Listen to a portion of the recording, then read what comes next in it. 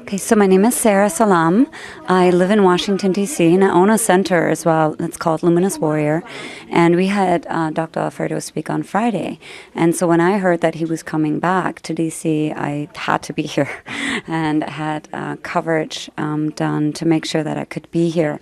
I think that the speech itself was very impactful, but with all things, to me, experience is the thing that makes a difference in life.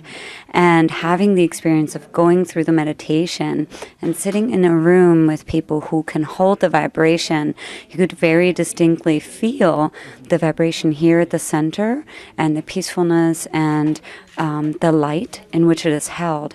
And then also having Dr. Alfredo talk through the steps and give very practical guidance on, people who are new to it as well as people very experienced at meditation, such as myself, to give them new tools and new concepts was very, very powerful, and I think is very important to share.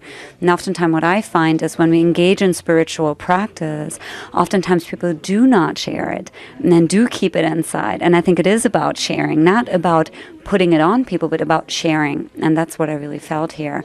And then going beyond the sharing into experiencing and allowing people to have an experience that changes the way they perceive themselves and the outer.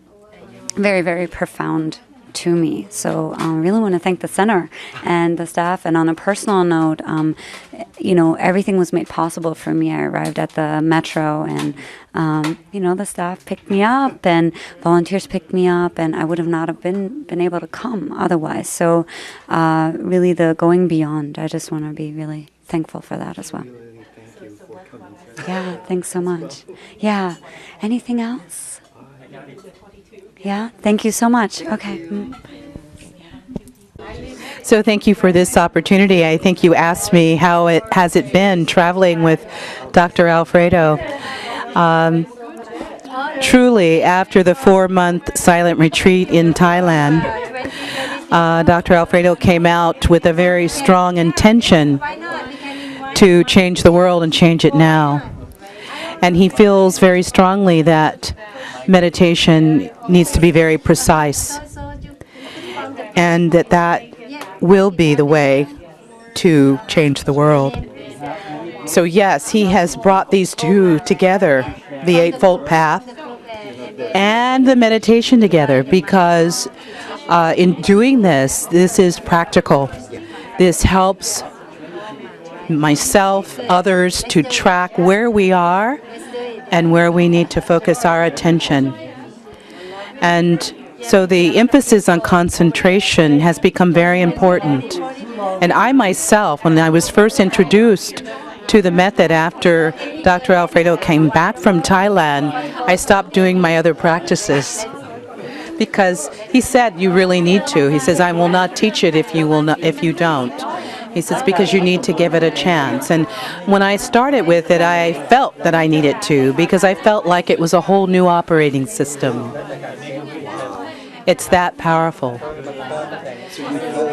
I am feeling it. It's moving quickly. But, each its own experience. I think in this time, it is accelerating and very useful.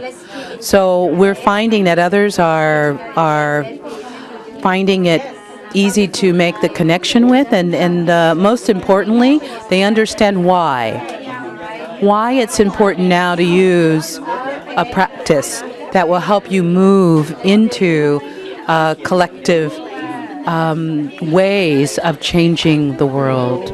So it's going along pretty well. I just really feel fortunate to be a part of it. It's a great blessing in my life, and I'm 100% devoted to helping him complete that work, that dharma. Oh, many, as you know, but I have been doing. I'm a Buddhist. Been doing Buddhist practice for a long time, and the Tibetan Buddhist practice, the Mahayana, is rather rich with all kinds of practices. So right now, though, I have set those aside to let this particular meditation take hold because of the benefits that I see. So we want to be a part of, this is the Dharma for me, of assisting in this work to indeed change the world. So we want to work with methods that help us accelerate and help us to move that. Well, it's working right now, so you just, you move in that vein, right? And it's experience that brings him to this, nothing more than that. It's the experience that brings him to this action. That's where we are. Okay. Could you introduce yourself a little bit, your name? Yes, well, my name is Myra Jackson, and I've been on the earth for now 53 years, born in California, Newport Beach, raised in San Diego, and now I've lived in many places and visited many places, and my spirituality has been a strong part of my life for all of my life. So I've studied many paths, yes, and most important, I have felt that this is a special time to be living. Special moment. My name is Evans Craig. I'm Navajo from Shiprock, New Mexico, from the Navajo Nation. I came here because I was invited to see the doctor, and I really enjoyed his worldview. And that's why I came, was because I wanted to hear a different worldview.